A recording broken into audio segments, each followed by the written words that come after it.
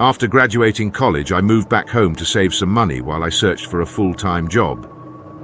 It wasn't exactly what I'd planned, but the job market wasn't kind to me, and my parents were more than happy to let me stay temporarily.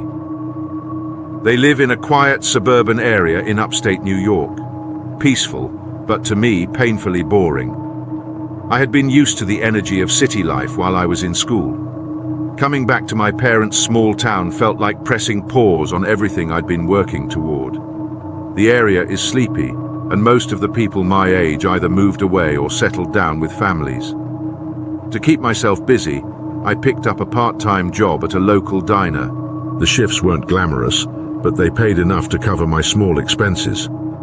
The downside was that I often worked closing shifts, getting out at midnight or later. By then, the town was dead silent, and the streets were empty. One Friday night, I got out a little after 1 a.m. It had been a slow evening, and I was more than ready to head home. I decided to stop by the 24-hour grocery store on the way. It was a quick detour, and I figured I'd grab a few snacks to keep me going through the weekend. The parking lot was practically empty except for a couple of cars parked near the far edge. As I walked inside, I noticed a man sitting in one of those cars, staring ahead like he was deep in thought. It wasn't unusual. People often waited in their cars while someone else shopped. I didn't think much of it and went about grabbing my things. When I came out about 10 minutes later, the man's car was still there, but now he was standing by it smoking a cigarette. Again, not strange on its own. But as I unlocked my car and got in, I couldn't shake the feeling that he was watching me. I glanced in his direction as I pulled out of the lot, and sure enough, his head turned to follow my car. I chalked it up to paranoia and headed home. The drive was only about 10 minutes, and the roads were completely empty. Still, I kept checking my rearview mirror just in case. There were no headlights behind me, so I let myself relax. When I pulled into the driveway, I got out quickly, locked the car, and used the spare key from its hiding spot to let myself in. My parents have always kept it under a decorative rock near the porch, and I'd gotten used to using it when I worked late. Once inside, I put the key back outside, locked the door, and headed to the kitchen to eat a sandwich I'd grabbed at the store. The house was quiet, as it always was when I came home late. My parents were already in bed. I sat at the kitchen table, scrolling on my phone while I ate, when I heard something that made my stomach drop. The sound of the front door unlocking and opening. I froze, mid-bite, and listened carefully. The door closed softly, followed by silence. My heart started pounding. "Mum? Dad?" I called out quietly, but there was no response. I stood up, my body tense, and peeked out of the kitchen. The foyer was empty, but the door was slightly ajar. My first thought was that I'd somehow forgotten to lock it, though I was almost certain I had. Trying to stay calm, I hurried upstairs to my parents' room and woke my dad. I whispered that I thought someone had just come inside the house. He was groggy, but immediately jumped into action, grabbing the small wooden bat he kept in the closet. We both went downstairs, turning on lights as we moved through the house. My mum stayed upstairs, calling out, "Is everything okay?" I told her to stay put while we checked the rooms. After going through the main floor, my dad stepped into the basement to search down there. I stayed in the living room, scanning the corners and furniture for any signs of someone hiding. The tension was unbearable. I kept telling myself it was nothing, that maybe I'd just imagined the door opening. But then I heard a faint noise coming from the hall closet by the front door. It sounded like a shuffle, barely audible. My stomach flipped as I realized someone might actually be in the house. I crept toward the closet, my hands shaking. When I was close enough, I reached out and yanked the door open. My heart nearly stopped. There he was. The man from the parking lot was crouched inside, his wide eyes meeting mine. I screamed at the top of my lungs, and within seconds my dad came rushing back upstairs. The man tried to push past me, but my dad blocked him with the bat, yelling for him to get out. The man shoved my dad hard, sending him stumbling back, but before he could make it to the door, my dad swung the bat, hitting him in the shoulder. The man shouted in pain and bolted out the door, disappearing into the night. We immediately called the police, who arrived within minutes. They searched the area but couldn't find him. That night, my dad stayed up, keeping watch with the bat by his side. The next morning, we changed all the locks, and my parents decided to stop hiding a spare key outside. Looking back, I can't help but feel guilty. I'm certain the man followed me from the store, and if I'd been more aware of my surroundings, maybe I could have prevented him from getting into the house. All I know is that I'm lucky my dad was there, and we're all safe. The whole experience left me shaken, but if anything, it's a reminder to always stay vigilant, no matter how safe you think you are. I've always enjoyed taking long road trips alone.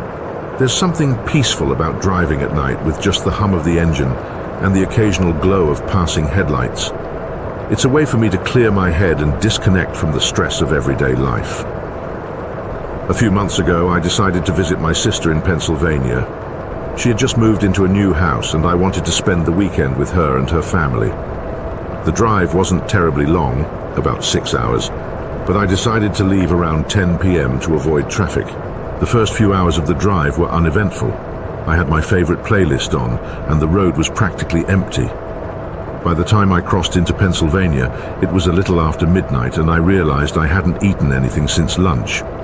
I saw a sign for a 24-hour diner at the next exit and decided to stop. The diner was small and sat off a desolate stretch of road surrounded by dense woods. Its parking lot was mostly empty except for a single car parked near the entrance. Inside, the place was just as quiet. A waitress greeted me with a tired smile and handed me a menu. I ordered a sandwich and coffee, then settled into a booth near the window. The food came quickly, and I took my time eating while scrolling through my phone. As I was finishing my coffee, I noticed the car in the parking lot still hadn't moved. It was odd, considering no one else seemed to be in the diner except the waitress and me. I brushed it off, paid my bill, and got back on the road. About an hour later, I started to feel drowsy. The caffeine from the coffee had worn off, and I didn't want to risk falling asleep at the wheel. I pulled into a gas station to stretch my legs and grab another cup of coffee. The gas station was poorly lit and eerily quiet, but it was the only one I'd seen for miles. As I was getting out of my car, a man approached me from the other side of the parking lot. He was wearing a hoodie, and his face was partially obscured by the shadow of his hood. "Hey, excuse me," he called out. His voice was calm but a little too friendly for my liking. "My car won't start. Can you help me out?" I instinctively tensed up. The gas station was empty, and something about the situation didn't sit right with me. I told him I didn't have jumper cables, hoping that would deter him, but he quickly replied, "It's okay, I've got some in my trunk." He gestured toward a dark SUV parked near the edge of the lot. It was partially hidden by a row of trees, and I couldn't see if anyone else was inside.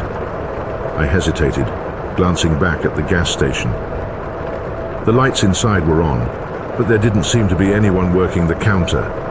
Every instinct in my body was screaming at me to leave, but I didn't want to seem rude or paranoid.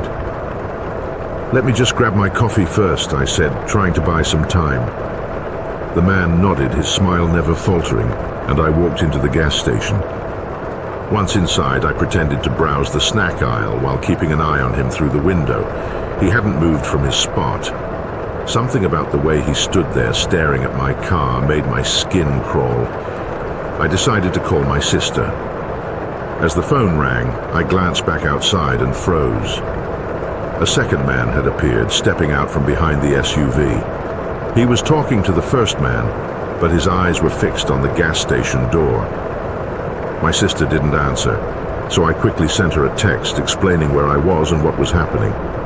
Then I grabbed a coffee and approached the counter, hoping the attendant would come out from the back room. No one did. I turned back toward the door, and the two men were now standing closer to my car. I knew I had to act fast. I slipped out the side door of the gas station and circled around to the back of the building, staying out of sight.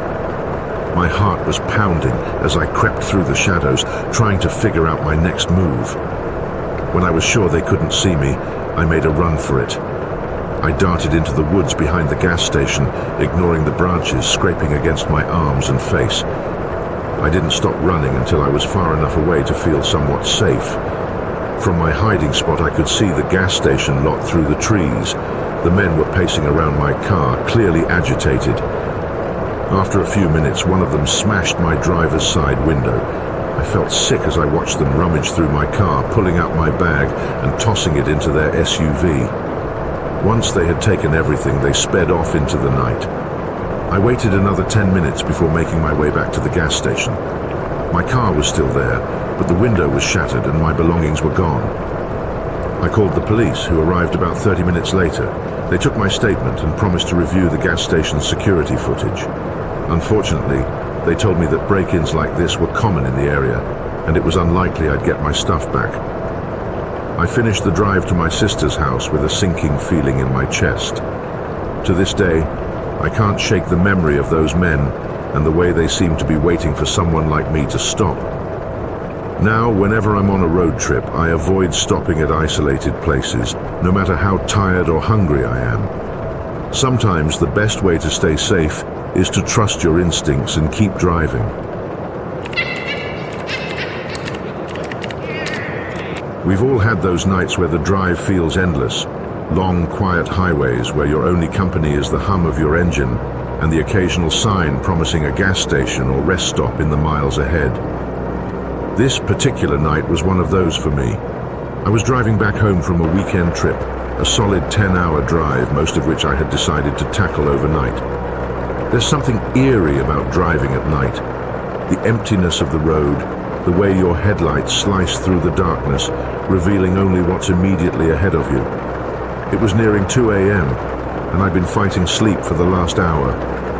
My eyes were getting heavy, and to make matters worse, I'd been nursing a growing need to pull over and use the bathroom. When I finally saw the sign for a rest area up ahead, I felt a wave of relief. It wasn't one of those big, well-lit places with food courts and vending machines. No, this was one of those tiny stops, a small parking lot and a single building with a few restrooms. But it would do. I pulled into the lot and noticed right away that it was completely empty. Not a single car, which felt both reassuring and unsettling. I parked close to the restroom building, left my car running for a second while I debated whether to even go inside. After all, the thought of walking into a deserted bathroom in the middle of nowhere wasn't exactly appealing. But nature called, and I figured the quicker I went in, the quicker I could be back on the road. The restroom was as you'd expect, dimly lit with a faint smell of cleaning chemicals barely masking something less pleasant. I headed straight for the stall and locked the door behind me. As I did my business, I couldn't help but notice how silent it was. No cars pulling into the lot, no distant hum of traffic, just the occasional creak of the building settling in the cool night air. I was almost done when I heard the sound of the restroom door creaking open. I froze for a second, listening. Heavy, deliberate footsteps echoed across the tile floor. My first thought was that another traveler had pulled in, someone like me just looking to take a quick break. But the footsteps didn't head for the urinals or the sinks. They were slow, methodical, and getting closer to my stall. I glanced down through the gap under the stall door and saw a pair of shoes, dirty, scuffed boots standing just outside. "Someone's in here," I said, my voice shaky but loud enough to be heard. The boots didn't move. The person just stood there, silently. My pulse was racing now. I repeated myself, louder this time. "Occupied." Still nothing. Whoever it was didn't say a word. The silence was deafening. I could feel the panic setting in. My mind raced through my options. Should I call out for help?